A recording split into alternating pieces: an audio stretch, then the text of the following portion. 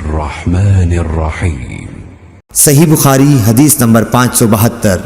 عبد الرحیم محاربی نے بیان کیا، کہا ہم سے زائدہ نے حمید طویل سے، انہوں نے حضرت انس سے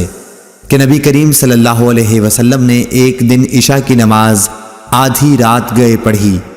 اور فرمایا کہ دوسرے لوگ نماز پڑھ کر سو گئے ہوں گے، یعنی دوسری مساجد میں نماز پڑھنے والے مسلمان، اور تم لوگ جب تک نماز کا انتظار کرتے رہے گویا سارے وقت نماز ہی پڑھتے رہے۔ ابن مریم نے اس میں یہ زیادہ کیا کہ ہمیں یحییٰ بن ایوب نے خبر دی، کہا مجھ سے حمید طویل نے بیان کیا،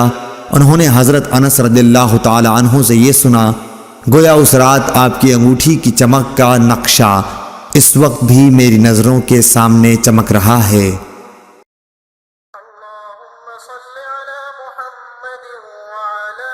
آل محمد كما صليت على إبراهيم وعلى آل إبراهيم إنك حميد مجيد اللهم بارك على محمد وعلى آل محمد كما باركت على